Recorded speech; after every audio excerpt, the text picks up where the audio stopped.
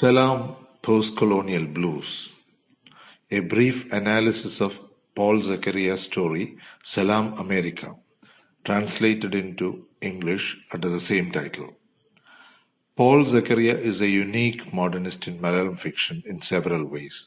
Although the literary establishment, even in its wildest dream, would not trace his lineage to the progressive literary movement of the 40s and 50s, several of his stories bear the unmistakable stamp of social realism.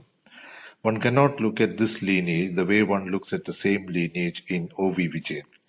In Vijayan, it's possible to dismiss the social realism of his early stories as the teething troubles of a budding modernist. Although such attempts stumble upon stories like Oru Yuddhathinte Arambham, The Beginning of a War, one of the best stories written in the social realist mode in Malayalam. In Zachariah, one finds this lineage in Annamma Teacher Oru Ormakkurippu, Annamma Teacher an Obituary, Bhaskara Patelarum Ende Jeevitham, My Life with Bhaskara Patelar, and a number of other stories.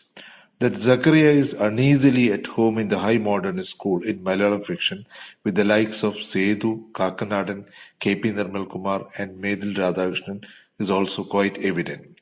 There are just a few stories like Oridathu, Once Upon a Time, the title story of his first collection, that mark Zachariah as a quintessential high modernist. More interestingly, Zachariah made remarkable forays into political modernism, the movement in Malayalam literature described by the late critic and theatre activist Narendra Prasad as the red tail of modernism, with stories like Kannada, Val Tudangiyava, about eyeglasses, tails and other paraphernalia, and Kuzhiyanagalude Udyanam, the garden of antlions. It is Zachariah's language, more than anything else, that enables his border crossings from modernism. His diction has the felicity of the dialects of both his region and his community. The deployment of these dialects give to Zachariah's fiction both flexibility and strength. In this respect, Zachariah is a writer in Malayalam who can claim the most intimacy with Vaikam Muhammad Bashir. Remarkably, like in Bashir's stories featuring the Malayalam Muslim community, Zachariah's stories show him by turns to be indignant, sympathetic and amused at the lifestyle and attitudes of the Syrian Christian community of the highlands of Kerala. Annamma Teacher Oru Ormakkurippu and Oru Nazrani Yuvavum Gauli Shastravu, a young Christian's brush with Gauli Shastra, follow up the incisive observations of the community by Ponkunnam Varki, one of the pioneers of social realism in Malayalam fiction. Salam America moves in a terrain which has been little explored in Malayalam fiction, the life of expatriate Malayalis or NRKs, non-resident Keralites as they are known in official parlance. Although official estimates are not available, the number of Malayalis living abroad would run into more than 5 million. The impulse of the Malayali to emigrate is legendary. There is a story of a Malayali offering a cup of tea in his ramshackle restaurant to Neil Armstrong on the moon.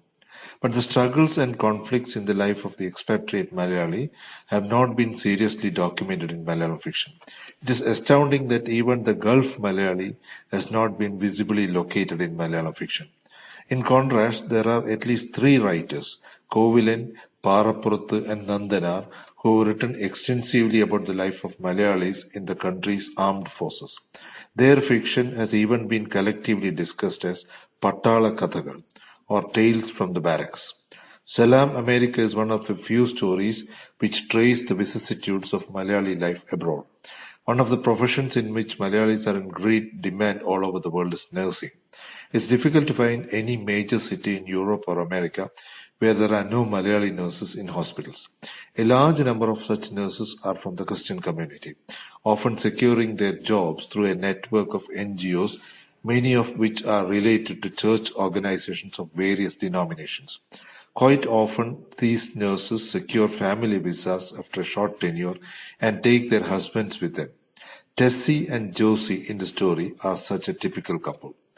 Josie's protestations of innocence about the ways of the white man sound almost incredible in a region like Kerala, which is going through a phase of rapid globalization. In fact, his infatuation for fast cars and Scotch whisky in New York would indicate that he is very much part of the game. Ayyo, is this the same Josie who once sat angling on the mud bank of a family's paddy fields at Machanattu? He asks himself. But it's a fact observable to any visitor to any village or town of Kottayam or Ernakulam district in Kerala that young men like Josie have changed incredibly over the last quarter of a century. Salam America was published in the mid-90s of the last century. The nostalgia for one's native village or town, not for Kerala as a homeland, is indelibly etched in the Malayali psyche and expressed ad nauseum in Malayalam poetry and fiction, and ridiculed by political modernists like K.G. Shankarapallam. This nostalgia often functions as an escapist device or an antidote to the occasional bouts of ennui or alienation. If Josie is the archetypal Malayali in his nostalgia, he is more so in his unqualified admiration for the white man's goodies. The story begins with the statement, "I had a great time while I was in America." There is no irony here. Josie notes with delight that America has the best tapioca in the world, baby soft when cooked. Even the bread tapioca we get at Kadathuruthi comes nowhere near it. The Johnny Walker is equally fascinating. Overcome by its caressing of his insides, Josie asks, "Tell me, do we have one whiskey which can match Johnny?"